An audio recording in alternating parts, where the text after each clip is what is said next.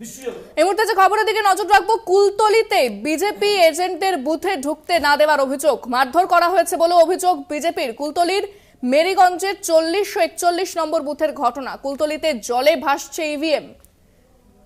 ফোনে রয়েছেন প্রতিনিধি প্রিয়গোপাল মুখোপাধ্যায়। প্রিয়গোপাল, ঠিক কি অভিযোগ এবং ইভিএম জলে ফেলে দেওয়া হয়েছে?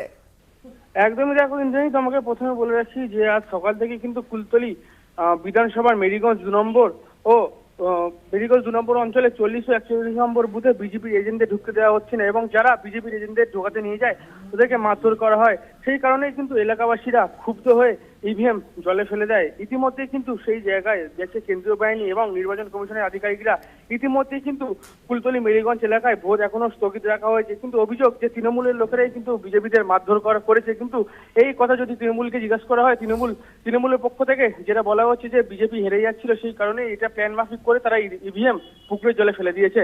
ইন্দ্রাণী, ধন্যবাদ প্রিয়গোপাল। কথা বললাম প্রতিনিধি প্রিয়গোপাল মুখোপাধ্যায়ের সঙ্গে। অন্যদিকে কুলতলিতে যে ইভিএম লুট সেটা জানালো কমিশন। সকালে জনতার হাতে লুট, রিজার্ভ ইভিএম ও নথি দুটি ভিভিপ্যাটও পুকুরে ছোঁড়া হয়। অভিযোগ দায়ের করেছেন সেক্টর অফিসার। সোশ্যাল মিডিয়া জানালেন মুখ্য নির্বাচনী আধিকারিক। কুলতলিতে ইভিএম লুট এমনটা কিন্তু কমিশন জানিয়েছে যে উত্তেজনা সৃষ্টি হয়, জলে ফেলে দেওয়া হয় ইভিএম। কুলতলি মেরিগঞ্জের 40 ও 41 নম্বর বুথের ঘটনা।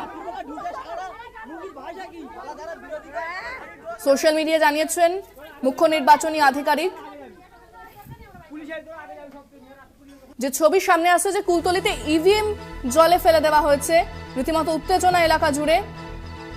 ফোনে রয়েছেন প্রতিনিধি সত্য সুন্দর ভট্টাচার্য। সত্য, কুলতলিতে যে ঘটনা ঘটেছে, ইভিএম জলে ফেলে দেওয়া হয়েছে, কমিশন জানাচ্ছে যে ইভিএম লুট হয়েছে, কি জানা যাচ্ছে কমিশন সূত্রে?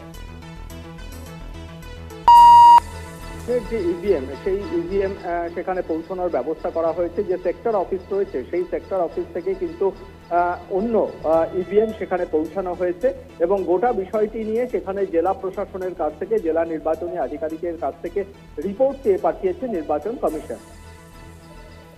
ধন্যবাদ সত্য। কথা বললাম প্রতিনিধি সত্য সুন্দর ভট্টাচার্যের সঙ্গে।